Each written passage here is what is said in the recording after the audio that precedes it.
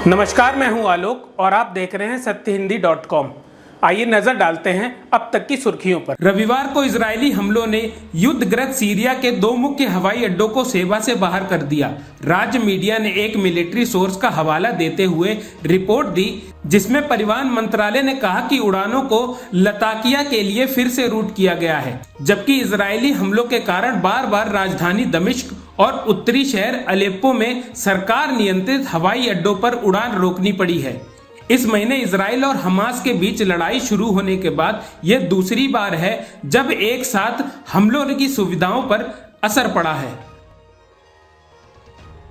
कांग्रेस अध्यक्ष मल्लिकार्जुन खड़गे ने रविवार को प्रधानमंत्री नरेंद्र मोदी को एक पत्र लिखकर एक जरूरी सूचना के संबंध में मुद्दा उठाया है, जिसमें संयुक्त सचिव, निदेशक और उप सचिव स्तर के वरिष्ठ सरकारी अधिकारियों को सरकार की उपलब्धियों को प्रदर्शित करने के लिए रथ प्रभारी के रूप में तैनात करने का निर्देश दिया गया था।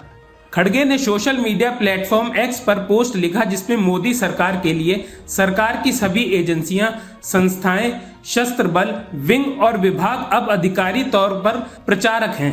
हमारे लोकतंत्र और हमारे संविधान की रक्षा के मद्देनजर ये जरूरी है कि नौकरशाही और हमारे शस्त्र बलों के राजनीतिकरण को बढ़ावा देने वाले आदेशों को तुरंत वापस लिया जाना चाहिए। मध्य प्रदेश में विधानसभा चुनाव के टिकटों को लेकर बीजेपी में बवाल दूसरे दिन भी जारी रहा।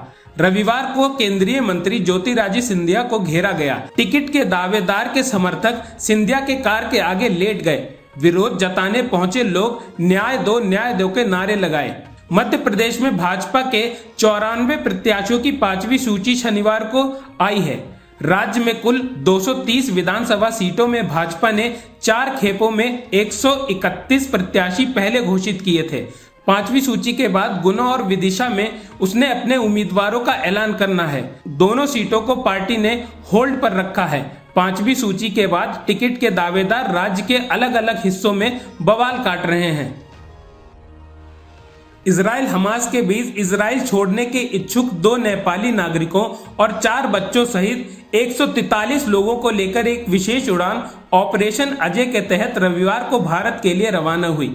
ये उन नागरिकों की वापसी की सुविधा के लिए 12 अक्टूबर को शुरू किए गए ऑपरेशन अजय के तहत छठी उड़ान थी, जो 7 अक्टूबर को गजा से हमास द्वारा इजरायली शहरों पर किए गए हमलों के बाद लौटना चाहते हैं।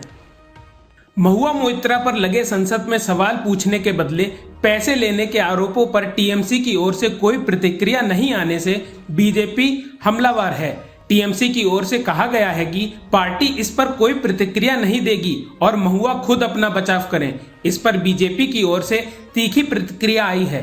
बीजेपी ने सवाल किया है, क्या तृणमूल की चुप्पी का मतलब यह है कि सांसद के खिलाफ गंभीर आरोपों को स्वीकार करती है, या यह संकेत देती है कि पार्टी के पास छिपाने के लिए कुछ है?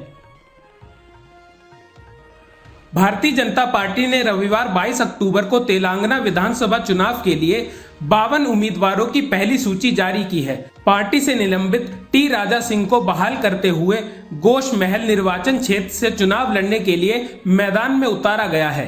भाजपा सांसद संजय कुमार बंदी करीमनगर निर्वाचन क्षेत्र से मैदान में उतरेंगे। टी राजा सिंह को पैगंबर के खिलाफ टिप्पणी के आरोप में भाजपा ने निलंबित कर दिया था। तृणमूल सांसद डेरेक ओब्रॉय ने रविवार को कहा कि जांच के बाद टीएमसी महुआ मोइत्रा के खिलाफ उचित निर्णय लेगी। महुआ पर संसद में सवाल पूछने के बदले कथित पैसे लेने और संसदीय लॉगिन क्रेडेंशियल दर्शन हीरानंदानी को देने के आरोप लगे हैं। बीजेपी सांसद निशिकांत दुबे ने इसकी शिकायत लोकसभा अध्यक्ष ओम बिरला से की है। डेरेक ओब्रॉय ने कहा है कि संसदीय समिति द्वारा जांच पूरी करने के बाद टीएमसी इस पर फैसला लेगी। ओब्रॉय ने कहा, पार्टी ने मीडिया की रिपोर्ट्स को देखा है। हमास का कहना है कि गजा पट्टी पर हुई रात भर छापेमारी में कम से कम 55 लोग मारे गए हैं। इजराइल ने गजा निवासियों के लिए नई निवासी चेतावनी जारी की है। 7 अक्टूबर से गजा पट्टी में नष्ट किए गए मस्जिदों की संख्या अब 31 हो गई है। इजराइल की सेना का कहना है कि हमास ने 212 लोगों को बंदी बना रखा है। इजराइल हमास युद्ध रविवार 22 अक्टूबर को अपने 16वें दिन में प्रवेश कर रहा है। इजरायली मीडिया के अनुसार इजरायली रक्षा बलों ने गजा में जमीनी ऑपरेशन की तैयारी पूरी कर ली है। इजरायली वायुसेना की गजा पर बमबारी जारी है। वेस्ट बैंक में एक रिफ्यूजी कैंप को तबाह कर दिया गया है। ये कैंप एक मस्जिद में था। फिलिस्तीनी स्वास्थ्य मंत्रालय ने कहा कि गजा में मरने वालों की संख्या बढ़कर 4,469 हो गई है। 7 अक्टूबर को युद्ध शुरू होने के बाद 1400 इजरायली मारे गए हैं। उत्तरी हिस्से में हमले तेज करने के अपने इरादे स्पष्ट करते हुए इजराइल ने दक्षिणी गजा में भी हवाई हमले किए हैं। एक इजरायली विमान ने कब्जे वाले वेस्ट बैंक में मस्जिद के नीचे कैंप पर हमला किया, जिसके बारे में सेना ने कहा इसका इस्तेमाल आतंकवादी हमलों के लिए हो रहा था। बीबीसी की रिपोर्ट के अनुसार इजरायल सेना के कब्जे वाले वेस्ट बैंक के जेनिन शहर के एक मस्जिद को निशाना बनाया है।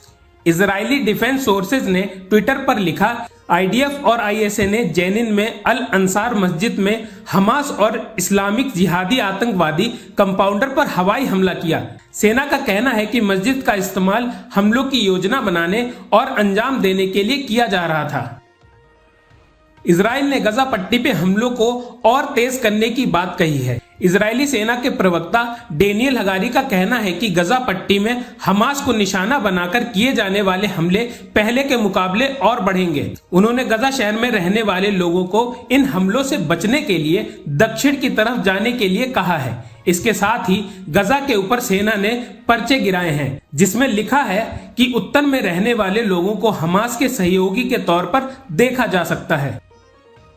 बीबीसी की रिपोर्ट के अनुसार इजराइल का कहना है कि हिजबुल्लाह बहुत खतरनाक गेम खेल रहा है। इजराइल डिफेंस सोर्स के प्रवक्ता जोनाथन कानरिकस ने रविवार सुबह इजराइल की उत्तरी सीमा पर चल रहे अभियान के बारे में जानकारी दी। उन्होंने कहा कि हिजबुल्लाह बहुत खतरनाक गेम खेल रहा है। वो स्थिति को और बिगाड़ रहे हैं क्योंकि हर दिन हमले बढ़ रहे हैं। जोनाथन ने कहा कि इजराइल सिर्फ अपना बचाव कर रहा है और ऐसा करने के लिए वह जरूरी कदम उठा रहा है। भारत ने रविवार को फिलिस्तीनी लोगों के लिए करीब 1.5 टन चिकित्सा सहायता और 32 टन आपदा सहायता सामग्री भेजी है। भारतीय विदेश मंत्रालय के प्रवक्ता अरिंदम बागची ने सोशल मीडिया प्लेटफॉर्म एक्स पर लिखा कि यह मदद भारतीय वायुसेना के C-17 हवाई जहाज से भेजी गई है। विमान के जरिए मिस्र के अल अरीस हवाई अड्डे पर सामान पहुंचाया गया है। कांग्रेस के साथ सपा का तनाव खत्म होने का संकेत पार्टी प्रमुख अखिलेश यादव ने शनिवार को दिया। उन्होंने कहा कि कांग्रेस के शीर्ष नेता से संदेश मिला है और उन्होंने वह स्वीकार कर लिया है। उन्होंने यह भी कहा कि जरूरत पड़ने पर सपा हमेशा कांग्रेस के साथ खड़ी रहेगी। मध्य प्रदेश चुनाव में सीट बंटवारे को लेकर कांग्रेस के साथ बातचीत टूटने के बाद अखिलेश ने शुरू से ही आक्रामक रुख अपना लिया था। लगभग हर दिन वो बयानबाजी करते थे। उन्होंने कहा है, अभी मुझे सबसे बड़े कांग्रेस नेता से संदेश मिला है। अगर वो कुछ कह रहे हैं तो मुझे स्वीकार करना होगा। वो नंबर 1 हैं। अब तक की सुर्खियों में बस इतना ही। आगे की खबरों के लिए बने रहिए सत्यहिंदी.com पर।